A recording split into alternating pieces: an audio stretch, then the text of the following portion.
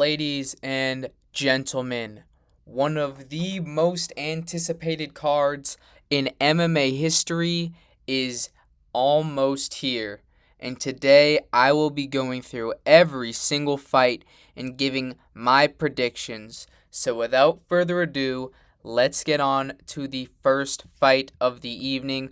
We have number 2 Diego Lopez coming off of a title shot against Volkanovski versus number 12 Steve Garcia coming off of a win over David Onama.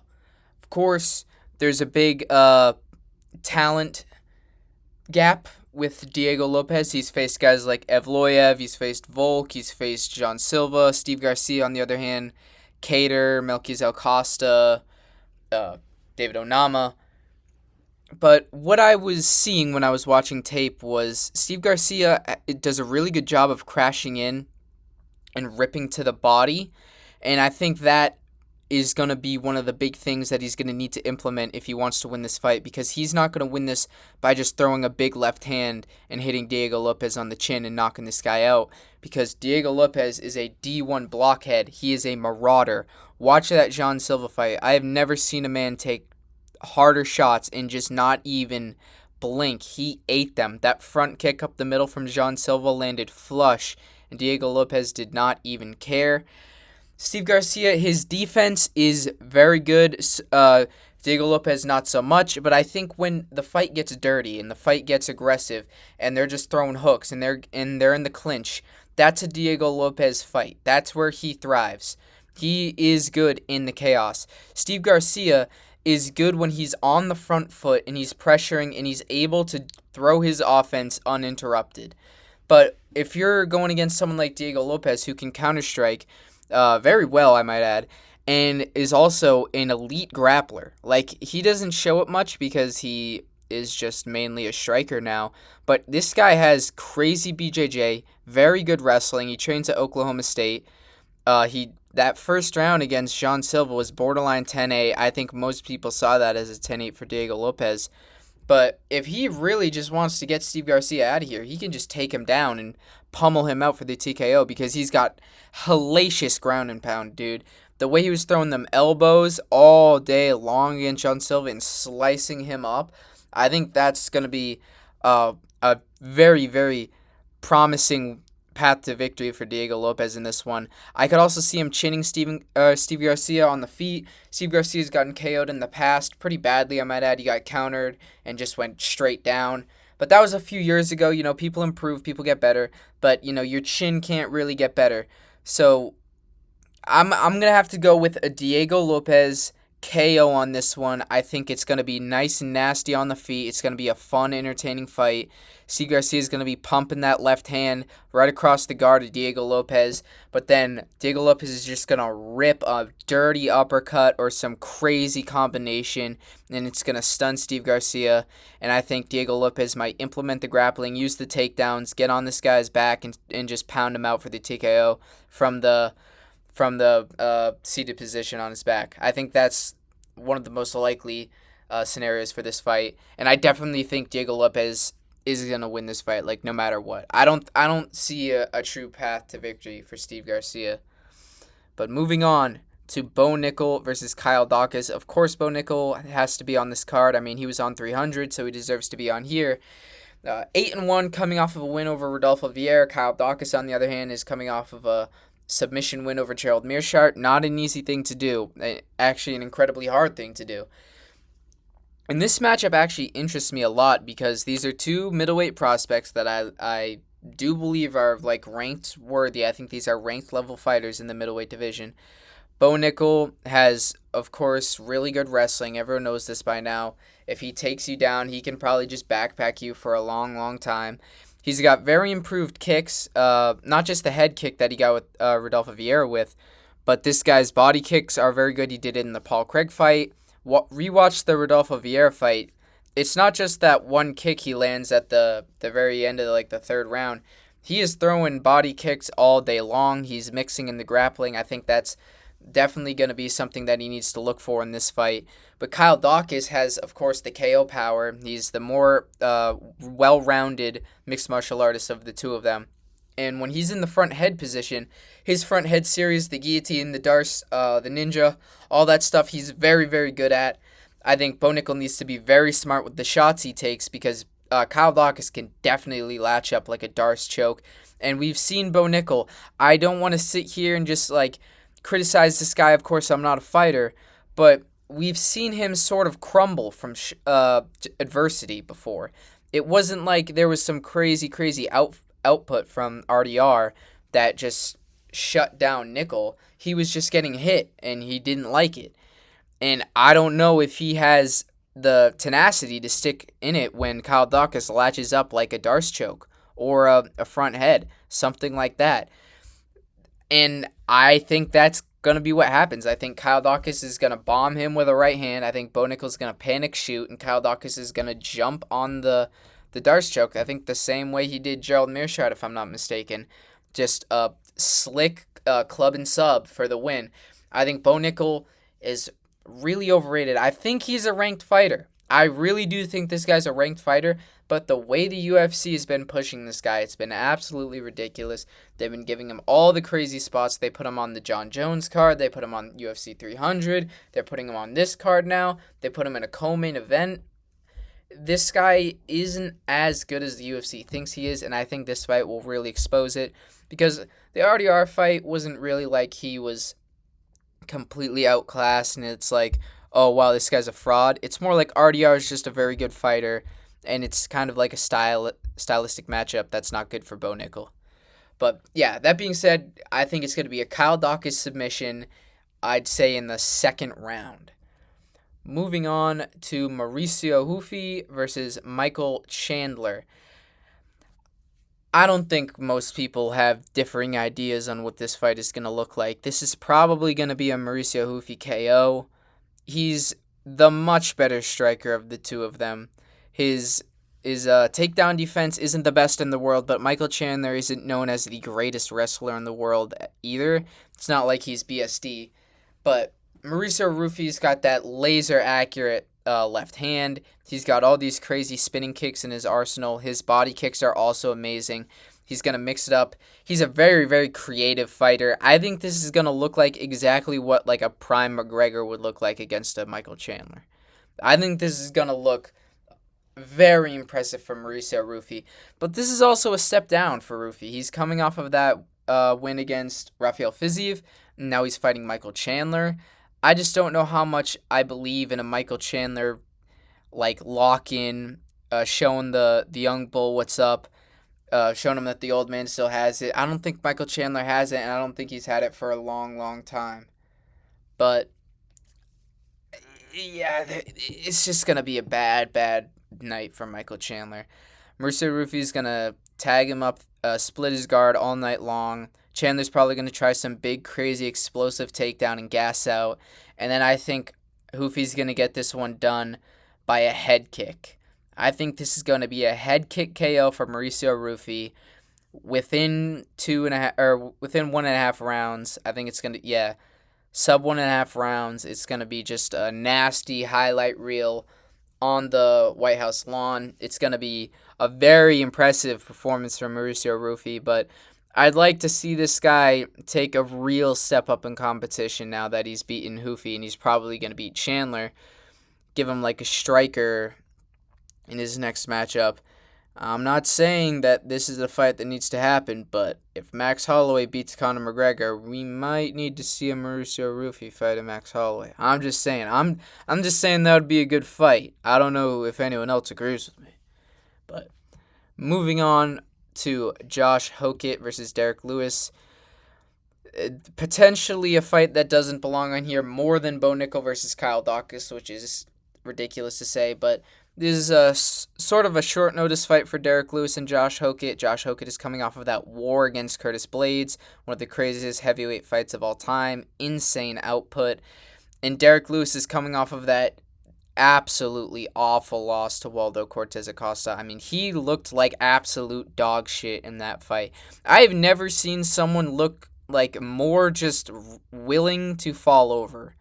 He didn't even look like he wanted to be in there. He didn't look like he wanted to fight. He got jabbed and pulled full mount. He's awful. at this point in his career, dude. Of course, he has that one-shot KO power, but I mean, he's using that fluke power against like absolute bums of the heavyweight division. Uh, Rogerio de Lima, that random guy that he fought in Nashville, Taliesin Teixeira, all of these guys, they're like bums. And when he faces actual competition at heavyweight, uh, Almeida, what's his name? Cortez Acosta, Tai Tuivasa. Dude, Derek Lewis lost to Tai Tuivasa. That's all you should know if you're trying to like justify a pick on Derek Lewis in this fight. Derek Lewis got KO'd by Tai Tuivasa. That's a real bad look. Josh Hokett, on the other hand, is coming off of that insane win. He's one of the hottest personalities in the sport right now. He's very athletic. He's got an insane wrestling background that he does not use that much. I think he should literally be like Colby Covington at heavyweight. That should be his move. Just use the strikes to set up the grappling, gas out your opponent, just win on being more athletic than them. That's his path to victory here. And I could definitely see him bombing Derek Lewis with that same shot that he hit Curtis Blades with. And I think Derek Lewis would go out from that. Derek Lewis does not have the chin of a Curtis Blades. Curtis Blades doesn't really get colded, dude. He gets TKO'd. Derek Lewis, on the other hand, this guy will just fucking fall over and eat shots. At least Curtis Blades tries to get up, tries to improve position. I think Derek Lewis is at the point in the career where he'd rather just take a fucking nap in the middle of the octagon than throw more than 3 strikes around. This absolute buffoon. It's ridiculous. He got on this card because Trump wanted him here for some reason. That just shows how much of a casual Trump is, dude. If I'm Donald Trump, I'm asking for someone like a Joshua Van, dude. I'm asking for Joshua Van. I'm asking for Ethan Ewing, dude. I'm asking for the real hardcore picks, if you know what I'm saying. I'm not asking for Derek Lewis. It's absolutely ridiculous that he's on this card. But yeah, that being said, Josh Hokett, easy TKO victory. But I mean, it's a Derek Lewis fight against a guy that's not the greatest in the world. I mean, no one's under the assumption that Josh Hokett is a heavyweight champ. So there's always the small chance that Derek Lewis flukes it by some crazy overhand after getting like tagged 30 times. But I just don't think that's going to hit in this fight, and I think it's going to be a Josh Hokett KO. Finally, moving on to Sean O'Malley versus Aiemann Zahabi, another example of weird matchmaking on the card. Aiemann Zahabi is number 6 in the bantamweight division, wins over Chito Vera, one of the Basharats, I believe, Javid, maybe, and Jose Aldo. Sean O'Malley, on the other hand, is fighting people like Petr Yan, Song Yadong, Aljamain Sterling, Rob Dvalishvili, all of these very high-level opponents. The best opponent Aiemann Zahabi's faced was Jose Aldo, and Jose Aldo was like 35 years old. No, excuse me, he was like almost 45 years old. We don't even know how old Aldo is. Aldo might actually be 52, and we might not know it. Look at Jose Aldo and tell me that's like a 39-year-old man. That guy looks like he has 3 grandkids at this point. Makes no sense how he's been in the game that long, but yeah, I'm getting off track here. Aiemann Zahabi had a really impressive comeback performance over him, and then he had that fight with Chito Vera where, I don't know, man, it kind of looks like he lost that fight in the stand-up, and that's the world where Sean O'Malley is going to make Zahabi hurt. He's got some of the best striking in the entire UFC. As much as I don't like Sean O'Malley's personality, I don't like the way he acts, I don't like the way he carries himself, he's a very good striker. He's one of the best strikers in the UFC. Alright? I think he's going to feint all night long, and he's going to get Aiemann Zahabi biting. Because Aiemann Zahabi likes to keep his fists at his chest. He doesn't like to bring them up to his chin. He'll just walk forward with his hands in his chest the whole time. And then Sean O'Malley is just going to be popping that jab. And Zahabi's going to start raising his hands, and then O'Malley's going to start going to the body. He's going to use the teeps, the knees. All of these fancy strikes, all of these very well-timed and well-placed shots are going to land all night long on Zahabi. I think Zahabi's definitely tough enough to not get KO'd by Sean O'Malley. I mean, Sean O'Malley doesn't really have one-shot KO power at, like, the very a high end of bantamweight. He's not hitting these like top 5 guys with one hitter quitter shots. I don't know if he's going to be able to land that crazy KO shot against Amin Zahabi. So I'm going to pick him by a decision here. I think it's going to be a very, very impressive decision, too. I think it's going to be shades of Vera versus O'Malley all over again. I just don't think Amin Zahabi has the defense and the grit to go up against someone like Sean O'Malley, take all that damage, and still win the fight. Because if you're going to fight a Sean O'Malley, you need to be willing to take the shots and crash in and force him to fight at your range. Amarab Dvalishvili did that. All right, that is the game plan Zahabi needs to follow here. He needs to get in O'Malley's face and he needs to force him against the cage side, split the legs, take this guy down, and just literally smudge. He is not the greatest in the ground and pound department. I think Zahabi is going to have to smudge Sean O'Malley. Sean O'Malley is very underrated jiu-jitsu as well, so that's the only path to victory I see for Zahabi. But I think at an event like this, with all the eyes on him, there's no way Amin Zahabi would do that. So I think we're in store for a crazy, crazy performance from Sean O'Malley. So yeah, decision by Sean O'Malley. And before we get into the co-main, let's go over all of my picks. We have O'Malley by decision, Josh Hokett by KO, Mauricio Hufi by KO, Kyle Dawkins by submission, and Diego Lopez by KO. So far, we only have one decision, and I think it's going to stay that way because in our next fight, we have Alex Pereira versus Cyril Gane going for triple champ status, one of the craziest achievements in all of combat sports history. He will be one of the greatest combat sport athletes of all time if he gets this done. He's going against Cyril Gane, who's one of the fastest, most athletic, agile heavyweights we've seen in history. He's a very, very fast fighter. He's got a very nice jab. It's always out there. It's always tagging his opponent up. He doesn't really let them crowd him. He doesn't get pressured too much. His leg kicks are pretty nice. They're not the greatest. They're not Alex Pereira level. That's going to be the story of this fight. How does Gane deal with the leg kicks of Pereira? Because nobody in the heavyweight division has dealt with the leg kicks like Alex Pereira throws leg kicks. But Cyril Gane's going to have to try to play this on the back foot really, really well. He's going to have to try to counter Alex Pereira. And we haven't really seen a guy effectively counter Pereira besides Izzy and Ankalaev to an extent. And I don't know if Cyril Gane has the ability to counter an Alex Pereira without getting punished severely. Because Cyril Gane does not have the greatest head movement on the defensive side.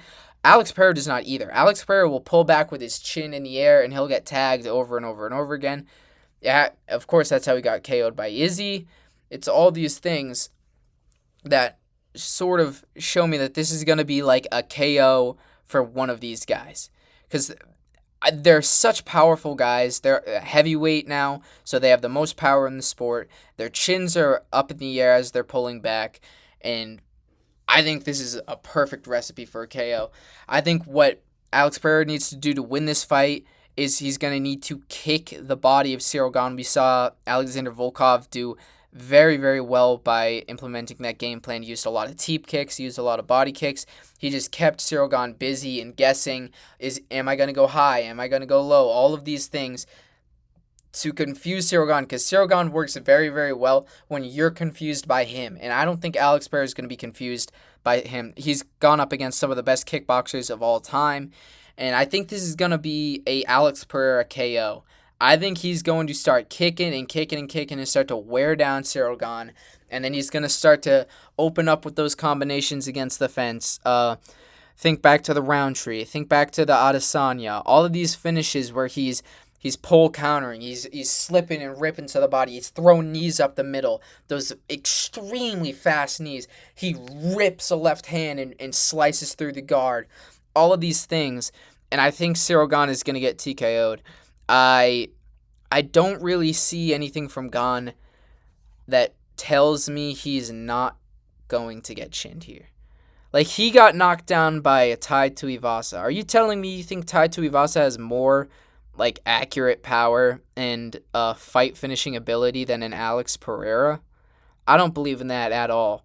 So I think Alex Pereira is going to play this clean. I think he's going to play this very effectively. I think the Volkov fight is going to be the blueprint for Alex Pereira in this. And then eventually he's just going to hit Gane with the perfect shot and get him up against the fence and get that TKO. I think it's going to be crazy. It's going to be fireworks on the lawn. People are going to be super excited. This guy's the biggest star in the sport right now. I'm going to be surprised. I'm not sure how this isn't headlining. I mean, I guess it's the interim title belt, but fucking 3 belts. Jesus Christ. That would headline any other event than this, but this is going to be a sick fight. I can't wait to see it, and I do actually hope Pereira, kills Gane. I hope he just obliterates him, because I'm so sick of this cheating French piece of shit, dude. In every single fight he has, he's poking the eyes, he's nut kicking, he's hitting in the back of the head. And I think he needs someone like an Alex Pereira to come in there and big brother him and just say, hey, dude, calm down. I'm here now, all right? You're not going to bully all these fat blobs anymore. You're not going to punch the back of Sergey Spivak's head for the rest of eternity, all right? I'm here. And I hope he kills him in the octagon. That's a little too far. Maybe he just mortally wounds him. Moving on to the main event of the evening, we have Ilia Topuria, 17-0, double champion, one of the greatest UFC fighters of all time, against Justin Gaethje, the interim lightweight champion. He's gone against some of the best fighters in lightweight history: Khabib Nurmagomedov, Dustin Poirier, Charles Oliveira. There we go. That was almost really bad. And I can't forget Paddy Pimblett. He fought Paddy Pimblett as well. But this is going to be a really bad night for Justin Gaethje. It's just bad. He should have never fought for the interim belt to begin with. He was coming off of a loss to Holloway, and then he fought Fiziev for the interim belt. Or no, he fought Fiziev, got a win, and got to fight Paddy Pimblett for the interim belt. Max Holloway and Charles Oliveira and Arman Tsarukyan were all right there for the interim belt, and they gave it to this guy. I don't know why they did this. It's going to be a really, really bad night for Justin Gaethje.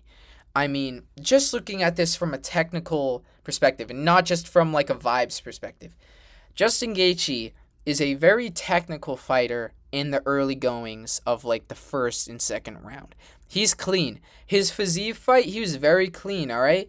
He's picking his shots, he's going to the body, he's moving his head effectively, he's evading the big shots of Fiziev. But then he starts to devolve into this brawling style that's just not good for him. He is a good brawler, but here's the thing. When you go against a guy with the power of Ilia Topuria, you can't brawl. Rewatch that Paddy Pimblett fight. When he starts to sense that he's on a different level, all right, and he is the guy with the power advantage, and he can go in there and brawl, and he gets the ego going, and he thinks he's going to stop this guy. He just starts going in recklessly, leading with his chin. I'm not even kidding. There's portions of that fight where he goes in head first, legitimately head first, no guard, no nothing, and just starts winging hooks, and he's getting tagged by Paddy Pimblett. If you're getting tagged by Paddy Pimblett on the back foot, imagine what's going to happen when Ilia Topuria is on the front foot, putting you up against the cage. Gaethje does not have the greatest defense in the world, all right? He gets really, really bad tunnel vision. I don't even think he's going to hurt Topuria in this fight, because Topuria has incredible head movement. He's got a great chin. I know it sounds like I'm glazing right now, but is it really glazing if I'm telling the truth? This guy's just literally one of the best fighters in UFC history. I'm done. I'm done acting like this is even going to be a semi actual fight. This isn't going to be a fight. This is going to be a slaughter. Ilia Topuria is one of the best strikers in MMA history, in combat sports history. That's how good this guy is. Justin Gaethje, on the other hand, is a barroom brawler with above average defense when he wants to. And he will not do that in this fight. I almost guarantee it. He is going to draw himself into a brawl, and Ilia Topuria thrives in a brawl. When he is moving forward and they're trading punches, he is the best in the world at that. The sequences against Charles Oliveira. Charles Oliveira darts in with a huge elbow, and Ilia Topuria, boom, boom, 1-2, and rocks Charles. Charles has to shoot a takedown. All right, because he can't stand on the feet with Ilya. And then on the feet, when they get back up, Ilya Taporia, and then he slows down. He changes the tempo of the fight over and over again. All right, he'll speed it up at a moment's notice, and then he'll slow it right back down and pick his shots. And then when he needs to, boom, boom, knock you out. He did it against Max Holloway. He did it against Volkanovski. He did it against Charles Oliveira. What do you guys see that makes you think Justin Gaethje is in any way, shape, or form going to be able to survive this? I'm seeing people legitimately say Justin Gaethje has a chance in this fight. Oh, I'm worried for Ilya Taporia. I'm worried for Ilya Taporia. Worried for what, dude? Like, what? Is it because he's 5'7" and the politicians might mistake him for a little kid and, like, take him onto the island? I don't understand. There's no world, there's no dimension in which Ilya Taporia loses this. And just to add one more thing, I think Justin Gaethje might actually survive the first round of this fight. I think he's gonna try to keep it clean like the Fiziev fight. And I think eventually he's gonna throw that counter left hook. You all know exactly what I'm talking about if you watch a Justin Gaethje fight. He throws the counter left hook and he falls over himself. And the second he overextends like that, Ilya Taporia is going to trap the lead hand and he's going to deliver the meanest right hand down the pipe and probably flatline KO Justin Gaethje. There's never been power in the UFC before like Ilya Taporia. There's never been boxing before like Ilya Taporia in the UFC. I think this is going to be an easy fight for Ilya Taporia. And I'm going to say a round 2 flat-out KO, just completely starts Justin Gaethje. Well, those are my picks for UFC Freedom 250. I have Ilya by KO, Pereira by KO, O'Malley by decision, Hokit by KO, Mauricio Hufi by KO, Kyle Daukaus by submission, Diego Lopez by KO. This is going to be one of the greatest events in UFC history. I understand there's a lot of controversy surrounding this. It's going to be an outdoors fight, so there's going to be weather in play. It's going to be a very, very high stress situation for a lot of these guys. They've never had eyes on them like this before, but it's going to be one of the biggest events of all time. All of your friends will probably be watching it with you. All of the casuals will be watching this. It's going to be super fun to watch. I cannot wait. I hope you guys enjoyed. If you did, please like, subscribe, leave a comment, and I will see you next time.